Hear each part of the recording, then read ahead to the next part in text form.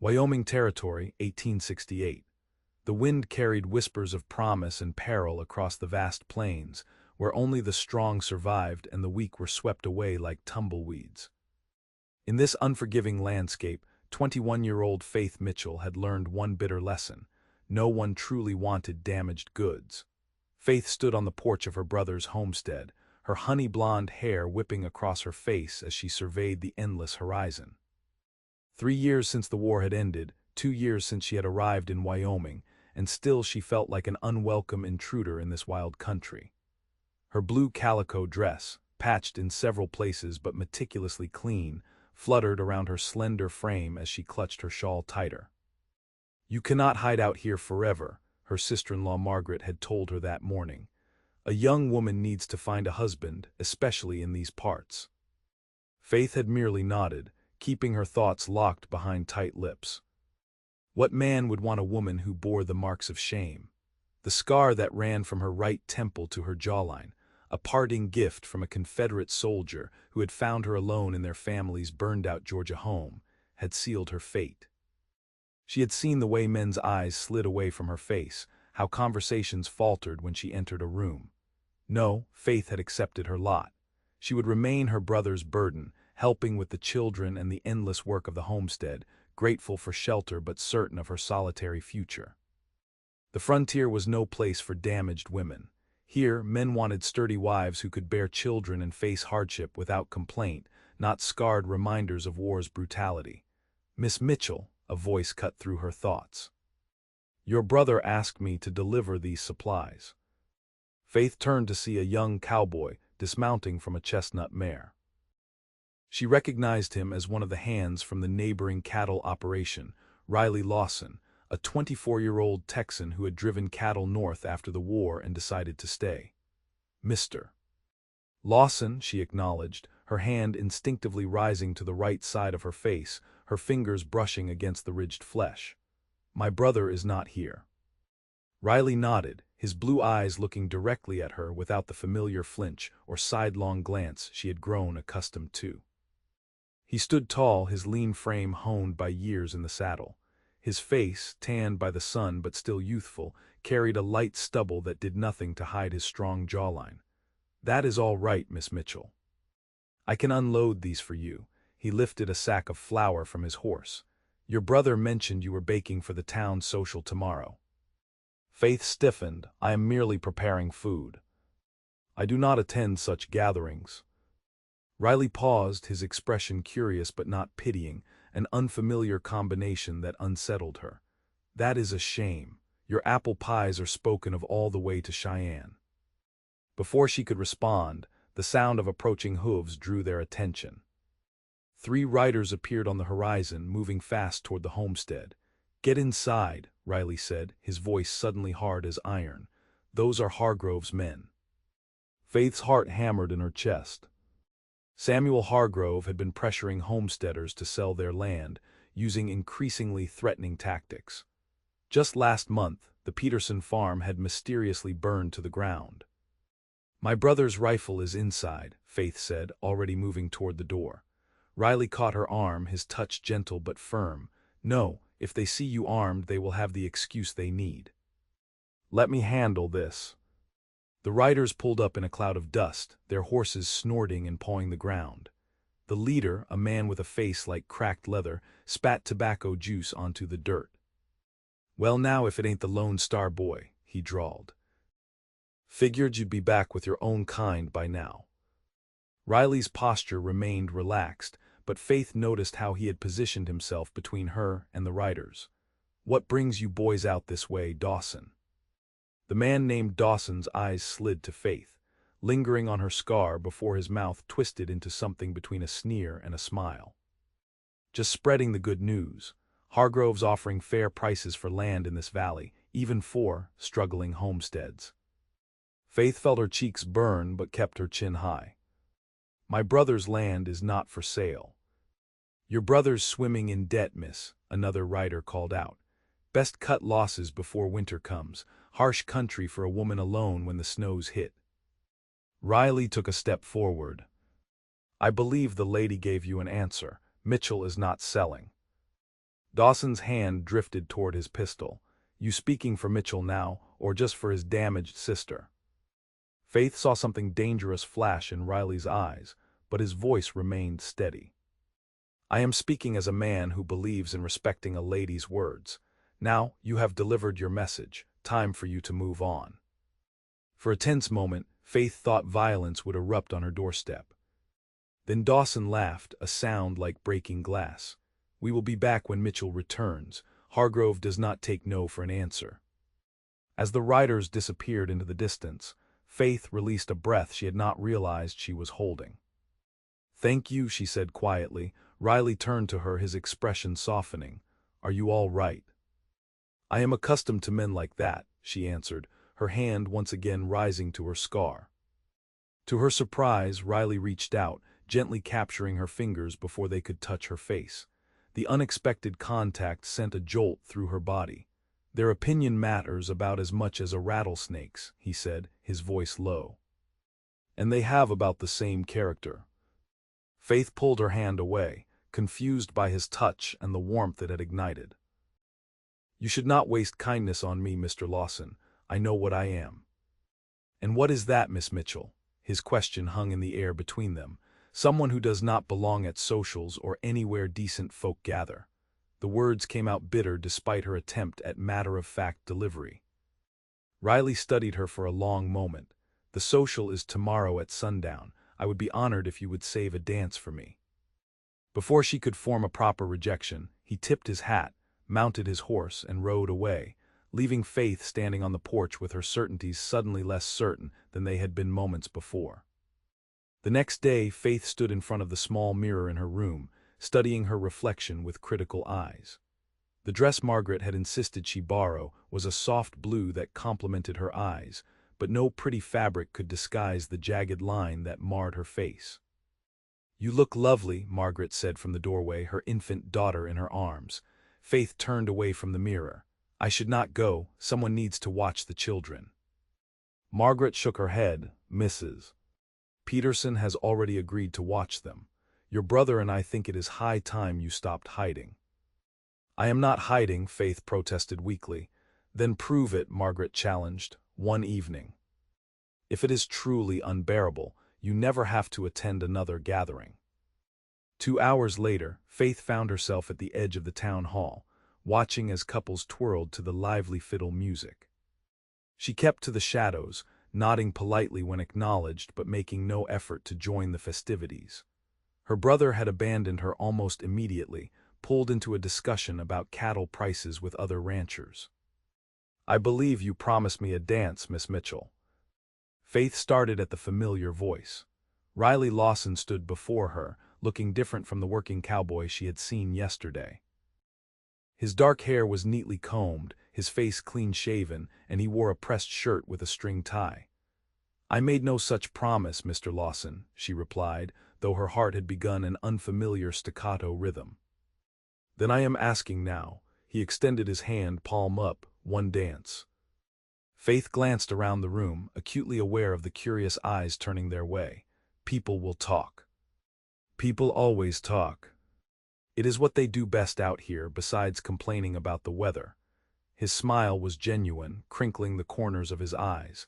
One dance, Miss Mitchell, then I will leave you in peace if that is what you wish. Perhaps it was the challenge in his gaze or the unexpected desire to prove something to herself, but Faith placed her hand in his. His fingers closed around hers, warm and calloused from hard work. As he led her onto the dance floor, the music shifted to a slower waltz. Riley's hand settled respectfully at her waist, maintaining proper distance as they began to move with the music. You dance well for a cowboy, Faith observed, surprised by his grace. My mother insisted all her sons learn, said no son of hers would embarrass a lady on a dance floor. His eyes never left her face, not once straying to her scar. You dance beautifully yourself. I had lessons before the war. Before everything changed, she did not add. They moved together in silence for several measures, Faith gradually relaxing into the familiar steps. She became aware of whispers and glances from the other dancers, but found, strangely, that they mattered less than she had expected. Thank you, Riley said as the music drew to a close. For what? For trusting me with this dance. His voice was sincere, without a trace of pity. Before she could respond, the town's sheriff approached them, his expression grave. Lawson got a situation. Hargrove's men are causing trouble at the Mitchell place. Someone spotted flames. Faith felt the blood drain from her face. The children are safe in town with Mrs. Peterson, the sheriff assured her. But your brother already rode out, and it would be best if you stayed here. Riley's face hardened. I will go after him. Sheriff, can you gather some men? The next moments passed in a blur as men rushed to mount horses. Faith pushed through her panic to think clearly. My brother keeps a rifle hidden in the root cellar. The entrance is concealed behind the woodpile. Riley nodded, already moving toward the door. Stay here, Faith, please. It was the first time he had used her given name, and it stopped her protest before it formed. Instead, she caught his arm. Be careful, Hargrove's men will not hesitate to shoot. Something passed between them in that moment, an unspoken connection that transcended their brief acquaintance. Then Riley was gone, leaving Faith standing alone amid the now subdued gathering, her heart racing with fear not for herself, but for the man who had looked at her and somehow seen past her scars. The hours of waiting were the longest of Faith's life. Margaret paced the sheriff's office while Faith sat motionless, her hands clasped so tightly her knuckles showed white. Every time hoofbeats sounded in the street, both women rushed to the window, only to be disappointed. They should have returned by now, Margaret whispered, voicing what Faith had been thinking. Just past midnight, the door finally opened. Faith's brother James stumbled in, his face smudged with soot but otherwise unharmed. Margaret flung herself into his arms with a sob of relief. The house? Faith asked, rising to her feet. Standing, James answered grimly. They only managed to set fire to the barn before we arrived. We drove them off, but, he hesitated, his eyes meeting Faith's with reluctance. What? Faith's voice sharpened with sudden dread. What happened? Riley took a bullet, James said softly. Doc Williams is with him now at the hotel. Faith felt as though the floor had dropped away beneath her. How bad? Bad enough, her brother admitted. Caught him in the shoulder when he was helping put out the fire. Hargrove's men fired from the trees before running. Faith was moving toward the door before she could think. I need to see him. Faith, it is not proper, Margaret began. I do not care what is proper, Faith cut her off with uncharacteristic sharpness. That man was shot because he came to help us. I am going. The small hotel room was stifling, the air heavy with the metallic scent of blood and the sharp tang of antiseptic. Dr. Williams looked up in surprise as Faith entered, his hands bloody as he worked on Riley's shoulder. Miss Mitchell, this is no place for a lady, he protested. Riley lay on the bed, his face ashen but his eyes clear. Those blue eyes found hers, and a ghost of a smile touched his lips. I would stand, but the doctor seems to think I should stay put. Do not be foolish, Faith said, coming to stand at the bedside. You have been shot defending our property. The least I can do is offer my assistance. The doctor sighed in resignation. If you insist on staying, make yourself useful. Hold this cloth to stop the bleeding while I prepare the bandages. Faith took the cloth and pressed it gently against Riley's shoulder, feeling the heat of his skin through the dampness. Why would you do this, risk your life for our land? Riley winced as the doctor prodded the wound. It was not for the land. Their eyes met, and Faith understood with sudden clarity that he had ridden out not for the Mitchell property, but for her, for the worry he had seen in her eyes when she learned of the attack. You do not even know me, she whispered. I know enough, he replied, his voice strained with pain. I know you are stronger than you believe. I know you hide your face because others cannot see past it to the woman beneath. Faith felt tears threatening and blinked them away. You are delirious from pain. Riley's laugh turned into a grimace, possibly does not make it less true. For the next 3 days, Faith spent every available moment at Riley's bedside, reading to him, changing his bandages, and gradually sharing pieces of herself she had kept locked away for years. She told him about her life in Georgia before the war, about the day Confederate deserters had attacked their home, about waking to find her parents dead and her own face forever changed. "After that, I learned that beauty matters more than people admit," she said quietly on the third evening, sitting beside his bed as twilight descended. "Men who might have courted me could not look me in the eye. Women pitied me. When my brother offered to bring me west after the war, I came because I had nowhere else to go." Riley, sitting up against the pillows and looking stronger than he had since the shooting, reached for her hand. "The frontier changes what matters. Out here, survival depends on character, not appearances. Yet still people stare, still they whisper." "Some do," he acknowledged, "but not all, and those who cannot see past a scar to the person beneath are not worth your time." Faith studied their joined hands, surprised by how natural it felt to have her fingers entwined with his. "When do you return to the ranch?" "Tomorrow, if the doctor agrees. Mr. Davidson is not pleased about losing a hand during roundup season." An unexpected pang of loss shot through Faith at the thought of him leaving town. "You should rest today, then." Riley did not release her hand when she made to stand. "Faith, I have been thinking these past days." Something in his tone made her heart quicken. "About what?" "About how life can end in an instant. About how that bullet could have been 2 inches to the left." His eyes held hers steadily.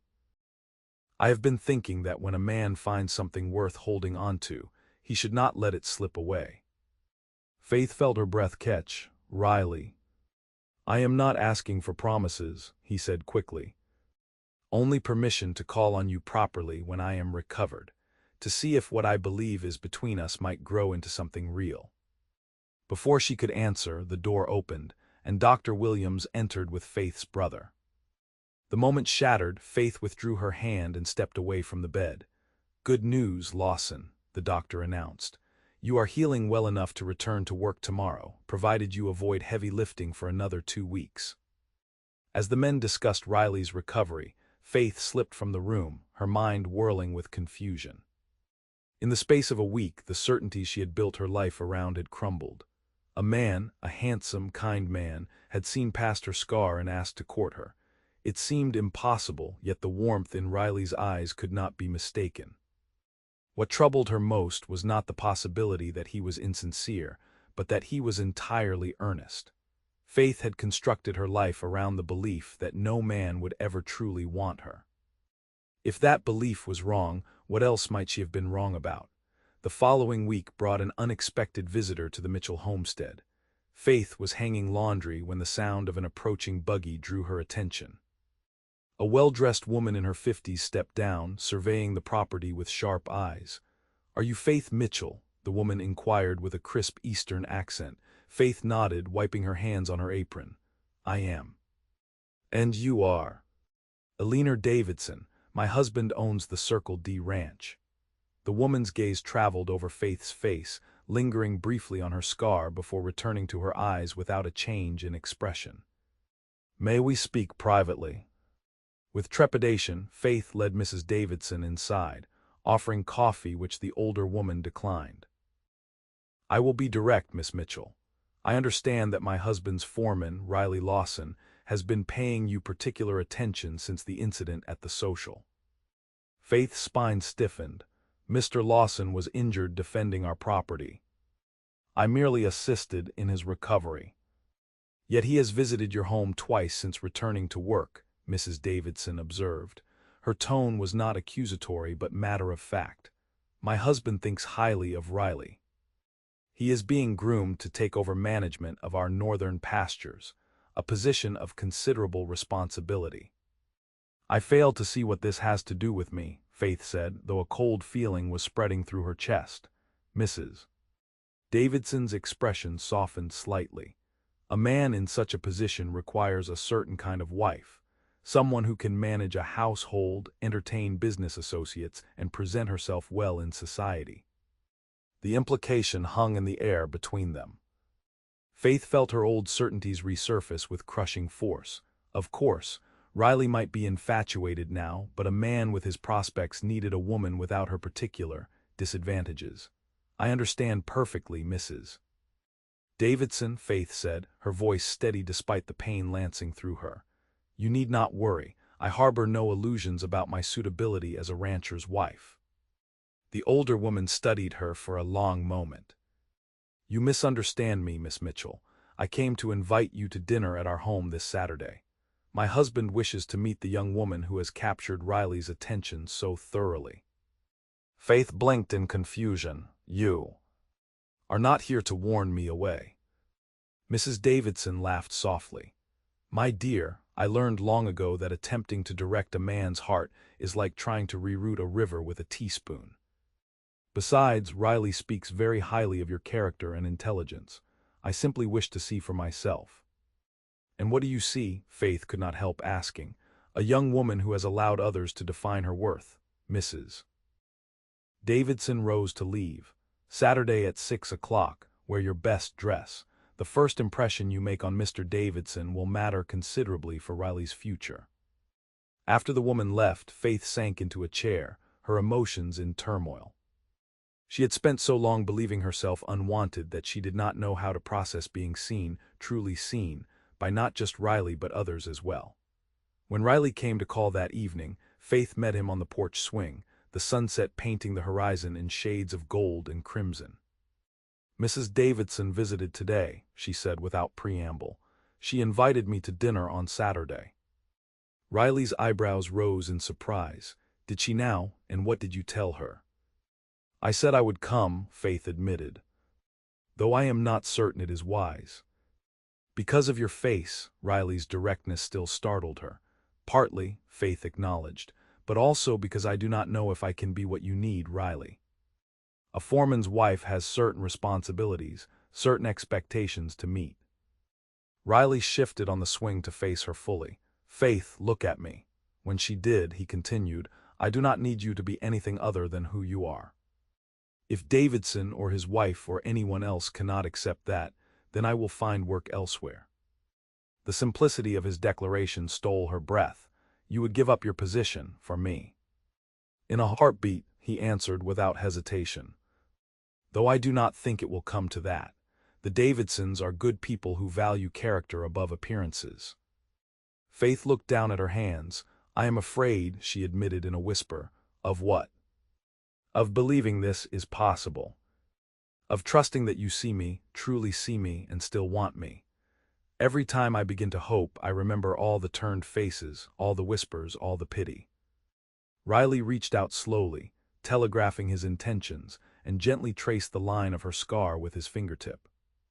Faith held perfectly still, her heart thundering in her chest. This is part of you, he said softly, but it is not who you are. The woman I have come to care for is brave enough to dance when others stare, kind enough to sit for days with an injured man, and strong enough to build a life in this harsh country despite believing herself unwanted. His fingers moved to cup her cheek. I see you, Faith Mitchell, all of you, and I am asking with clear eyes and a sound mind if you will allow me to court you properly. The walls Faith had built around her heart trembled, but did not yet fall. Come to dinner on Saturday, she said at last. Let us see if your employers share your unusual perspective. Saturday evening found Faith seated at the Davidsons' impressive dining table, wearing Margaret's best dress and fighting the urge to turn her scarred side away from view. Mr. Davidson, a barrel-chested man with a booming voice, had greeted her with genuine warmth, showing no discomfort at her appearance. Riley tells me you have quite a head for figures, Miss Mitchell, Mr. Davidson said as the main course was served. Says you helped your brother salvage his accounts after that bank error last winter. Faith glanced at Riley, seated across from her, who gave an encouraging nod. My father was a banker before the war, she explained. He taught me double entry bookkeeping when I was still in pigtails. Is that so? Davidson's interest visibly piqued. We have been expanding operations, and our accounts are becoming too complex for a leaner to manage alone. We have considered hiring a clerk from Cheyenne, but reliable help is hard to find. The conversation continued pleasantly through dessert, with the Davidsons asking thoughtful questions about Faith's background and experiences. Not once did they flinch from looking directly at her, not once did their eyes linger uncomfortably on her scar. After dinner, Mr. Davidson invited Riley to his study while Mrs. Davidson suggested Faith join her in the parlor. As the men departed, Faith braced herself for whatever the older woman wished to discuss privately. "You are probably wondering why I orchestrated this evening," Mrs. Davidson began once they were seated. Faith smoothed her skirt. "I assumed it was to determine if I would be a suitable match for your foreman." "Partly," Mrs. Davidson acknowledged with a small smile, "but also to see if Riley would be a suitable match for you." Surprised, Faith looked up sharply. "I do not understand." The older woman leaned forward. "My dear, I recognize the look you carry. I see how you brace yourself each time you enter a room, how you expect rejection at every turn." She touched her own neck, where Faith now noticed a faint scar partly hidden by her high collar. "Mine came from a kettle of boiling water when I was 16. For years after, I believed no decent man would have me." Faith felt a sudden kinship with this elegant woman. "What changed?" "I met Albert Davidson, who looked at my scars and saw only the woman beneath them. It took me nearly 2 years to believe he truly wanted me, scars and all." Her gaze was knowing. "I see the same way Riley looks at you, and I recognize your hesitation to believe it." Faith found her eyes filling with unexpected tears. "How did you learn to trust it?" "By realizing that continuing to hide was letting those who had wounded me win twice, once when they scarred my flesh, and again each day I allowed that scar to determine my worth." She reached across to take Faith's hand. "Riley is a good man, one of the finest Albert has ever employed. But the question is not whether he deserves you, it is whether you will allow yourself to be loved as you deserve." The words pierced Faith's carefully constructed defenses. For so long she had defined herself by what she had lost, her beauty, her prospects, her place in society. What if she had been measuring herself against the wrong standard all along? When Riley escorted her home that evening, Faith felt something shifting inside her, old certainties giving way to new possibilities. "Davidson offered me the northern pasture management," Riley told her as they walked under the star-filled sky. "With my own cabin and a foreman's salary." "Congratulations," Faith said sincerely. "You have earned it." Riley stopped walking, turning to face her in the moonlight. "I told him I would accept on one condition." Faith felt her pulse quicken. "What condition?" "That there be room in the arrangement for a wife." His eyes held hers steadily. "If I could find a woman willing to take on a hard-headed cowboy and the challenges of frontier life." "And what did he say to that?" Faith asked, barely above a whisper.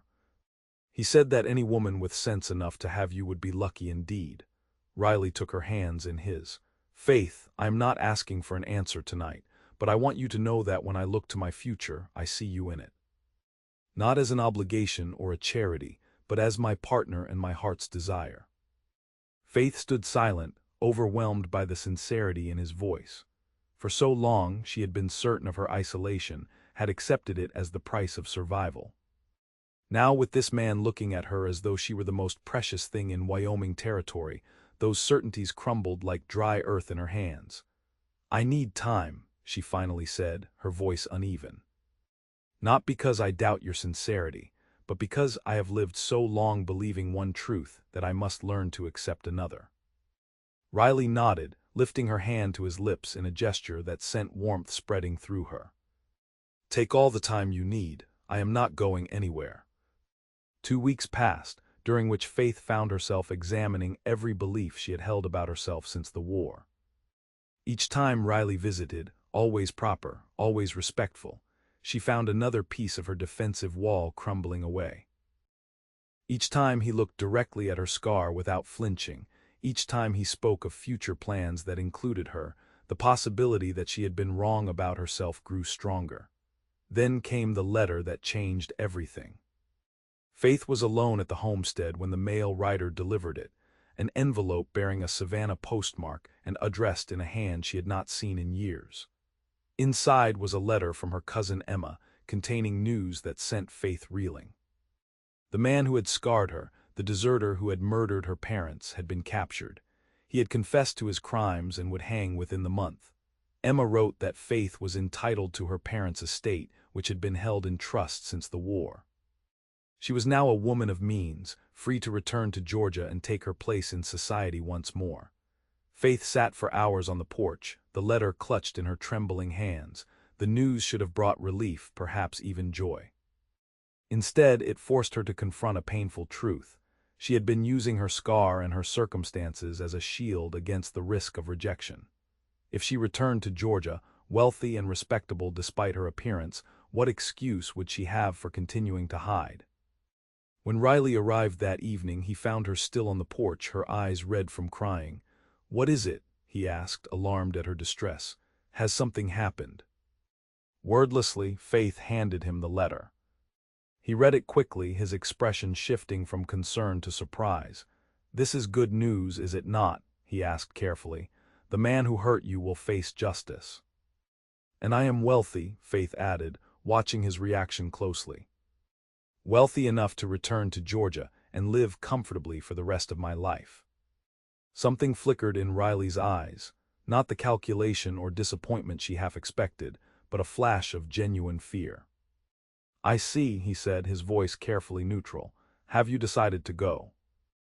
Faith stood, moving to the porch railing to look out at the vast Wyoming landscape that had been her home for 2 years.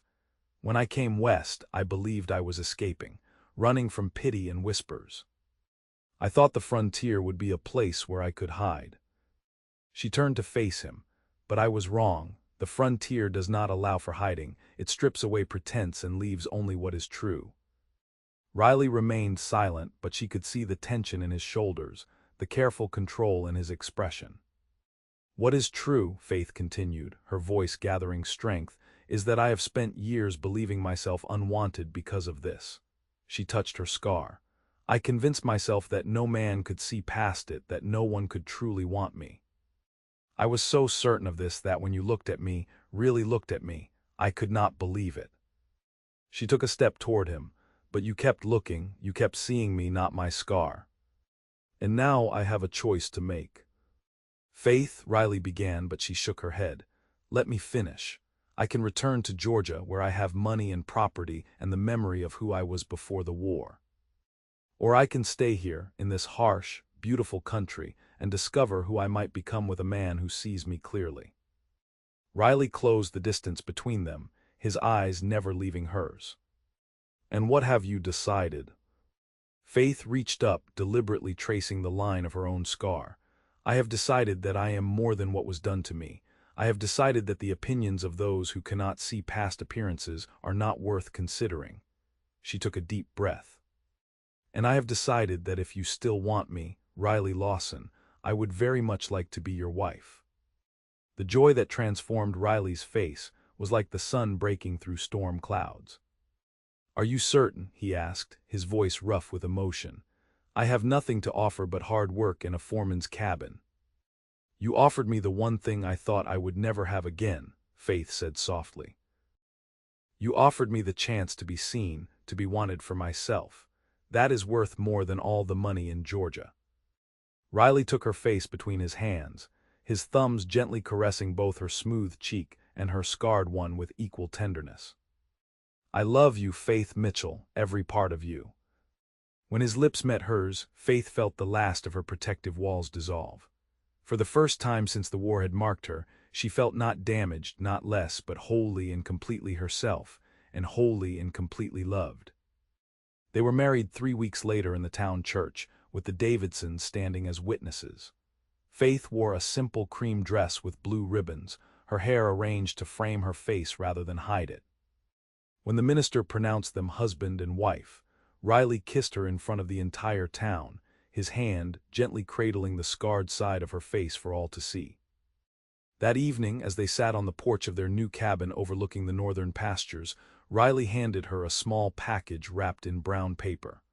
"A wedding gift," he explained. "Not much, but it felt right." Inside, Faith found a small silver-framed mirror, elegant but simple. She looked at him questioningly. "So you can see yourself the way I see you," Riley said, taking her hand. Beautiful, brave, and completely loved. Faith set the mirror aside and moved into his embrace. "I do not need it anymore," she whispered against his chest. "I can see myself in your eyes." As the Wyoming sunset painted the vast horizon in gold and purple, Faith Mitchell Lawson watched the gathering darkness without fear. She had journeyed from Georgia to Wyoming, from certainty to doubt and back to certainty again. The scar that marked her face would always be part of her story, but it was no longer the whole of it. She had thought no one would ever want her, until a cowboy had reached for her first. And in reaching for her, he had taught her to reach for herself, to claim the love and the life that had been waiting for her all along.